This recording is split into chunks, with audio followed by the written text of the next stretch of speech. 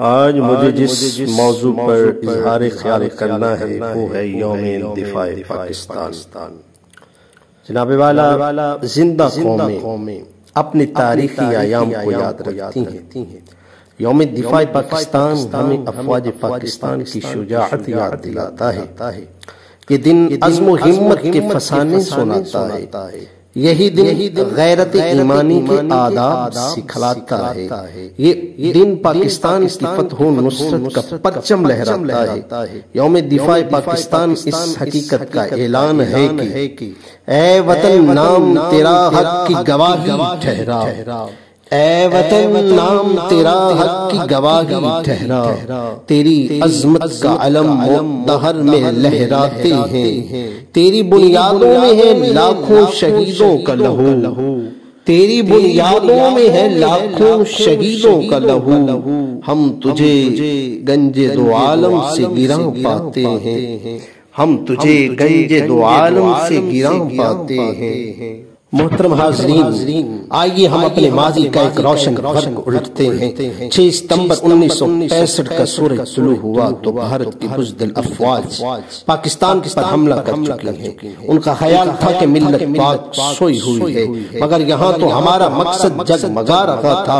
ہماری بہادر فوج دشمن کے سامنے سیسا پگھلائی ہوئی دیوار بن گئی۔ دشمن کے پاس افواج اور اسلحہ کی کثرت تھی، مگر ہمارے پاس جذبہ ایمان تھا۔ یہی جذبہ اعلان کر رہا تھا کہ کافر ہے تو شمشیر پہ کرتا ہے بھروسہ، کافر ہے تو کرتا ہے شمشیر پہ بھروسہ، مومن ہے تو بے تیغ بھی لڑتا ہے سپاہی، اور آج ہمارے بے تیغ عوام بھی جرأت ایمانی کا مظاہرہ کرنے لگے۔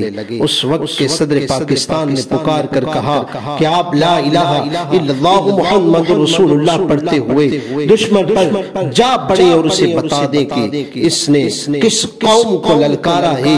اس للکار نے پوری قوم کو سیسا پگھلائی ہوئی دیوار بنا دیا۔ افواج پاکستان تو جنگ لڑ رہی تھی، ان کے ساتھ مزدور، کسان، شاعر، مفتی، ادیب اور خطیب بھی شامل جہاد تھے۔ جناب من، یہ دو قوموں کی نہیں بلکہ دو قومی نظریہ کی جنگ تھی۔ حق و باطل کا مارکا تھا، کفر و اسلام کی پنجہ آزمائی تھی۔ اور پھر زمانے نے دیکھا کہ حضرت علی المرتضی شیر خدا اور حضرت امام حسین علیہ السلام کے وارث جرأت و دلیری کی داستانیں دہرانے لگے۔ حضرت خالد بن ولید اور حضرت ایوبی رحمت اللہ علیہ کے فرزند فتح یاب ہونے لگے، اور دیکھتے ہی دیکھتے بھارت نے گھٹنے ٹیک دیے اور فتح عظیم پاکستان کا مقدر بن گئی۔ علی جان، یوم دفاع پاکستان ہر سال طلوع ہوتا ہے، ہماری غیرت کو بیدار کرتا ہے، سوئے ہوئے مسلمانوں کو ہوشیار کرتا ہے، ہمیں باطل کے عزائم سے خبردار کرتا ہے۔ یہ دن ہمیں احساس دلاتا ہے کہ اگر ایمان سلامت ہو تو ہم زمانے بھر سے ٹکرا سکتے ہیں۔ اگر دلوں میں حرارت ایمانی موجود ہے تو ہر دور میں باطل کے عزائم مٹی میں ملا سکتے ہیں، کیونکہ توحید کی امانت سینوں میں ہے ہماری، توحید کی امانت سینوں میں ہے ہماری، آسان نہیں مٹانا نام و نشان ہمارا۔ آج ہم ایٹمی قوت بن چکے ہیں، ہماری رگوں میں کلمہ توحید کی امانت زندہ ہے۔ پاکستان کو ہم نے عالم اسلام کا کلا بنانا ہے۔ یوم دفاع پاکستان منانے کا تقاضا ہے کہ ہم اپنے وطن سے محبت کریں، اس کے ذروں کو ستاروں سے افضل سمجھیں، اس کی فضاؤں کا احترام کریں کہ ان میں آزادی کا سانس لے رہے ہیں، اس کے در و دیوار کو اپنے خون سے زینت بخشیں۔ جناب والا، یوم دفاع پاکستان کا پیغام ہے کہ ہم اسلامی نظریہ حیات کو الفاظ کے آئینے سے نکال کر عمل کے سانچے میں ڈھالیں۔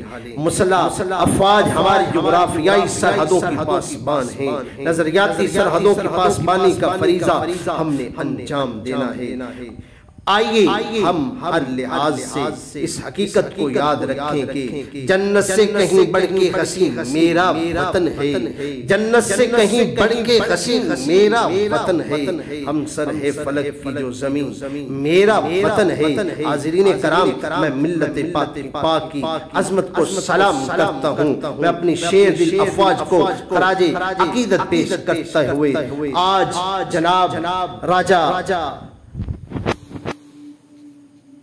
راجہ عزیز بٹی، راشد مناز، ایم اے معلم اور میجر طفیل اور محمد حسین سوار اور جتنے بھی شہدائے اسلام ہیں، شہدائے پاکستان ہیں، ان کو خراج تحسین پیش کرتا ہوں۔ ان جذبات کے ساتھ اجازت چاہتا ہوں کہ انہوں نے بھی یہی کیا تھا اور آج ہم بھی یہی کریں گے، کیونکہ خون دل دے کے نکھاریں گے رخے برگ گلاب، خون دل دے کے نکھاریں گے رخے برگ گلاب۔ ہم نے گلشن کے تحفظ کی قسم کھائی ہے، ہم نے گلشن کے تحفظ کی قسم کھائی۔